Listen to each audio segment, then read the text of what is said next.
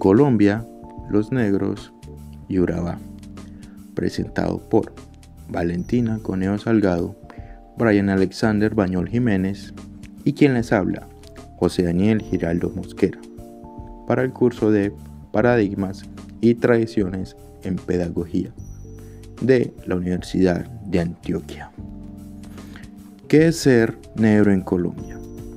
Para entender qué es ser negro en Colombia, primero debemos saber cómo llegamos los negros a este territorio, y para eso tendremos que remontarnos hasta el llamado comercio triangular del Atlántico, que fue una ruta comercial que se estableció en el Océano Atlántico desde el siglo XVII hasta el siglo XIX. Fue fundada por Portugal, imperio que buscaba llegar a Asia bordeando África.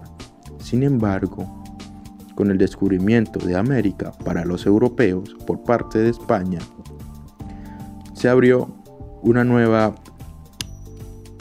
ruta que conectaba Europa Occidental, África Occidental y América. Con el establecimiento de potencias europeas en América como colonizadores, entonces se buscó esclavos para trabajar la tierra y para las minas del continente americano, y se extraían principalmente desde África Occidental. En el caso de las colonias españolas, se llegaba primero a las Antillas y luego los negreros llegaban a los puertos de cada colonia. En el caso del nuevo Reino de Granada, futura República de Colombia, llegaban al puerto de Cartagena de Indias. Desde allí entonces se repartían a los diferentes territorios. Sin embargo, los negros que llegaban recordaban bien su pasado, y es así que tenemos a los llamados cimarrones y palenques. Los cimarrones eran negros que ya no querían ser esclavos, pues ellos tenían libertad y así lo consideraban. Entonces ellos lucharon contra los españoles, quienes los querían seguir teniendo de esclavos. El caso más significativo y más ilustrativo en América fue Bencos Biojó, quien fue conocido como el primer negro rebelde. Fue un líder del palenque Matuna y considerado fundador del palenque de San Basilio. Fue un líder que dirigió exitosamente por varios años la resistencia cimarrona, logrando que las autoridades de Cartagena, por medio de acuerdos de paz, le reconocieran a los palenqueros algunos derechos y libertades, como establecerse cerca de la ciudad y tener la libertad de movimiento por la región. Debido al notable liderazgo ejercido por Bencos Biojó y al temor que él causaba entre los esclavistas, el gobernador español decidió de forma traicionera capturarlo y ejecutarlo en Cartagena. Tenemos entonces que estas comunidades de negros libertos se establecían en zonas de difícil acceso para poder defenderse allí de los esclavistas y las incursiones españolas. En estas sociedades se creó una cultura muy rica y un sincretismo que hasta el día de hoy se mantiene, como algunos rituales funerarios en varios de estas comunidades palenqueras. Como Colombia entonces buscó su independencia de España, tenemos que ver los negros y la independencia. Para este caso tenemos a dos personajes muy importantes para la historia de la independencia, como lo fue el coronel Juan José Rondón quien en 1822, en la batalla del Pantano de Vargas, salvó al ejército patriota de una derrota fulminante por parte del ejército realista. Y tenemos al almirante José Prudencio Padilla, quien en 1823, en la batalla del lago de Maracaibo, derrota a la armada realista, dando así respiro al ejército patriota, ayudando así a consolidar más adelante la independencia de Colombia. Colombia, en ese tiempo conocida como la Confederación Granadina, tuvo también un presidente negro, del cual les hablaré un poco más adelante. Sin embargo, en esa república todavía era legal la esclavitud, y aunque se habían hecho avances para lograr la liberación completa, no fue sino hasta la ley del 21 de mayo de 1851, donde se declaró que para el 1 de enero de 1852 todos los esclavos serían libres.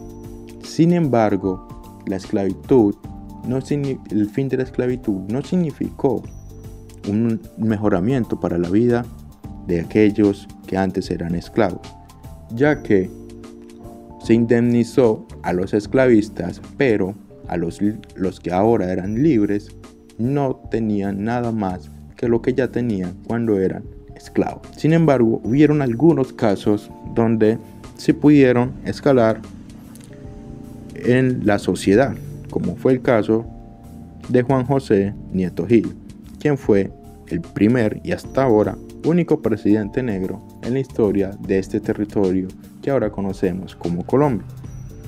Sin embargo, su mandato no duró mucho, ya que por ese tiempo, 1861, la República estaba en una gran guerra civil y él tuvo que dimitir. Entonces, ¿qué tenemos?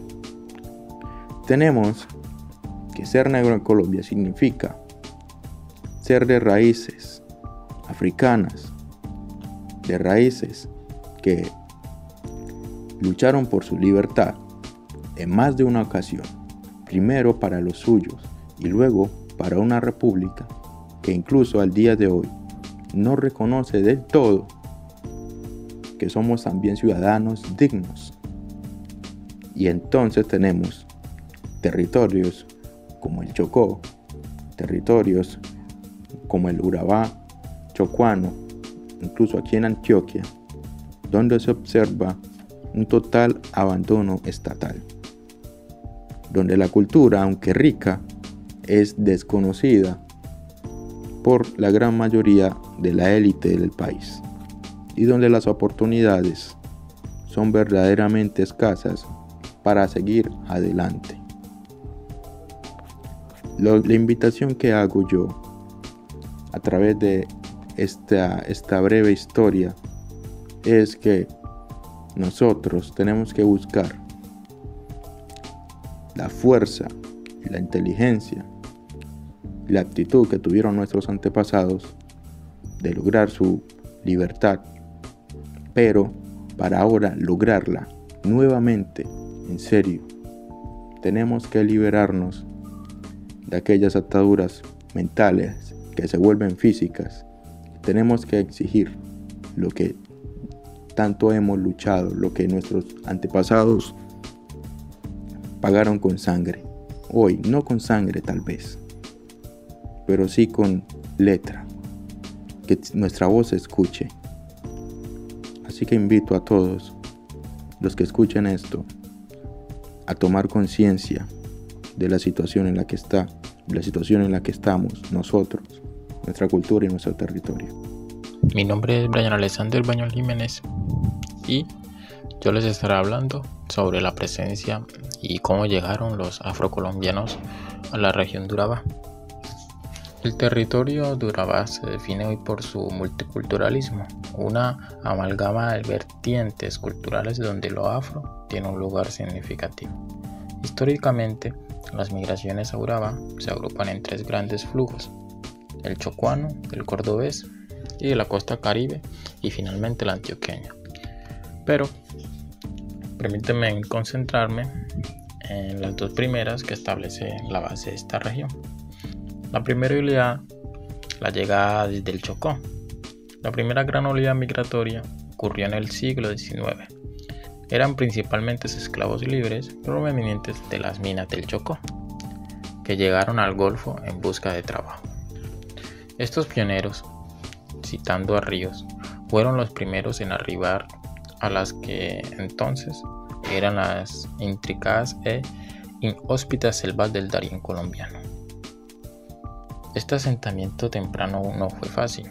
Los recién llegados fueron atacados por los indígenas Cuna y solicitaron protección a Cartagena. Un hito crucial ocurrió en 1839.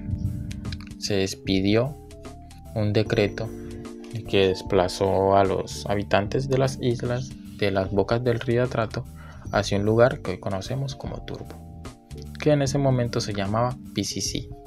A finales del siglo XIX y principios del siglo XX, la dinámica cambió con la explotación maderera liderada por la empresa extranjera Emery de Boston. Estas condiciones atrayeron una nueva afluencia, la migración cartagenera. Grandes barcos cartageneros arribaron con trabajadores del departamento de Bolívar, en su mayoría afrodescendientes. Es probablemente que muchos de ellos fueran descendientes del linaje de los últimos africanos esclavizados, que llegaron en los grandes barcos negreros a finales del siglo XIX. Paralelamente, se intensificó la migración de individuos provenientes del Chocó, quienes veían en Urabá la oportunidad de un trabajo bien remunerado. De este modo, se establecieron caseríos sobre los afluentes del río León, dando origen a municipios actuales como Chigorodó, Apartado y por supuesto Turbo. Hasta los años 40, Urabá se mantuvo poblada principalmente por gente procedente del Chocó, Barí y Cartagena. Podemos afirmar que la población que dio inicio a la zona de Urabá fue en su mayoría ascendencia africana. Turbo es mayormente conocido, también se le puede llamar el Chocó chiquito, ya que el municipio de Turbo se convirtió en un punto de encuentro y distribución de estos flujos migratorios del Chocó y Cartagena. La gente lo conoce popularmente, como mencionaba anteriormente, el Chocó chiquito o el Chocó de Urabá. El barrio Chucunate, cuyo primer nombre fue PCC, se considera el inicio de Turbo. Sus habitantes, que dicen ser descendientes de los primeros negros que llegaron a mediados del siglo XIX,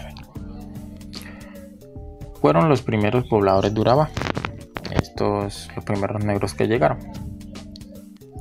En este barrio, de hecho, es visto como un paradigma de la resistencia negra en Urabá, pues un grupo de cimarrones lo utilizó como centro de operaciones militares contra españoles e indígenas ya en 1572.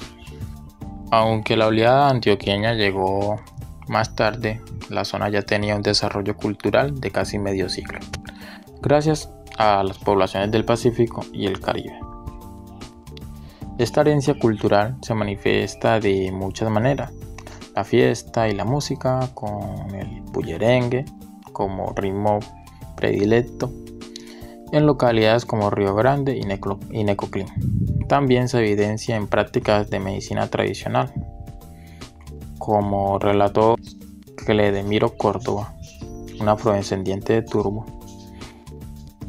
Dice esto: a mí me regalaron una herencia, no en plata, en conocimiento. Hoy tenemos muchas enfermedades que con solo tomar algunas plantas se sanan. A pesar de los intentos de colonización, especialmente del proyecto antioqueño, que intentó imponer valores de la sociedad católica, tradicional y blanca, las manifestaciones culturales de la diáspora africana han sido fuertes y firmes. La élite antioqueña y las compañías extranjeras, aunque impusieron modelos de producción, no lograron colonizar las mentes de los habitantes.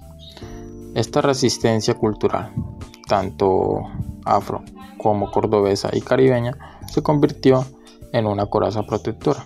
Es necesario difundir esta historia de los negros en Urabá para contrarrestar la invisibilización del negro y reconocer que lo afro se construyó en pauta esencial en la definición de Urabá. Hola, mi nombre es Valentina Cono Salgado y yo les voy a hablar de lo que significa ser negro en vista de la educación popular. En la educación popular, ser negro no se entiende solo como una categoría biológica o de color de piel, sino como una construcción social, histórica y cultural. Es el reconocimiento de una identidad marcada por procesos de resistencia, exclusión y lucha, pero también de dignidad, saberes, memorias y aportes colectivos. La educación popular, inspirada en Paulo Freire y en las luchas de los pueblos latinoamericanos, nos invita a mirar la negritud no desde la carencia o el prejuicio, sino desde la dignidad, la resistencia y la identidad colectiva. Desde la educación popular, ser negro significa reconocer y valorar la memoria ancestral africana, sus raíces en la oralidad, la música, la danza, la espiritualidad y la cosmovisión que se han mantenido vivas a pesar de la esclavización y el racismo. No se trata de un atributo individual, sino de un sentido de pertenencia a una comunidad que comparte luchas, saberes y formas de resistencia. En ese sentido, la identidad negra se construye en relación con el territorio, ríos, montañas, costas, selvas. Todos estos lugares son espacios de vida, resistencia y recreación cultural.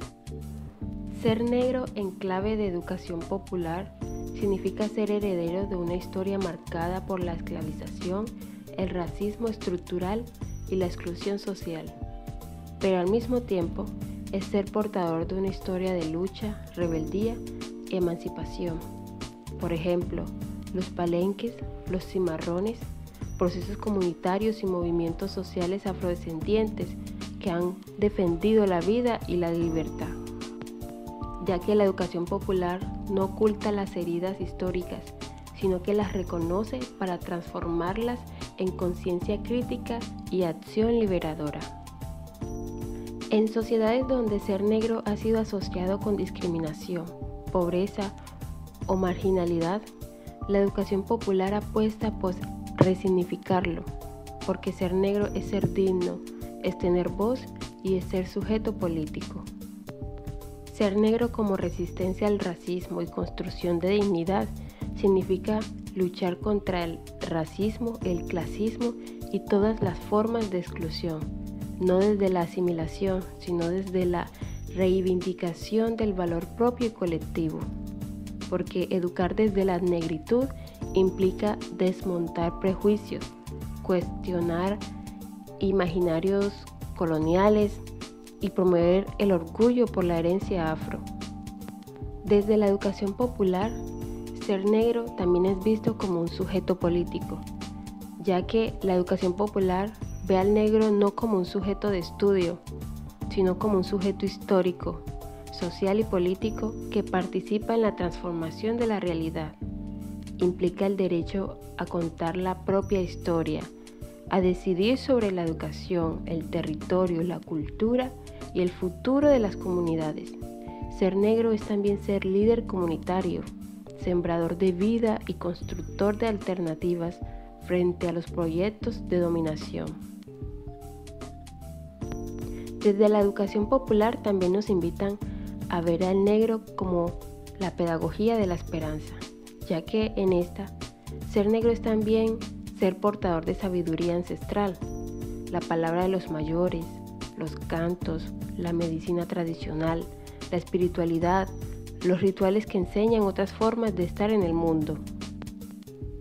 Educar desde la negritud es recuperar el valor de la oralidad, el ritmo, el cuerpo, la memoria y la comunidad como fuentes legítimas de conocimiento.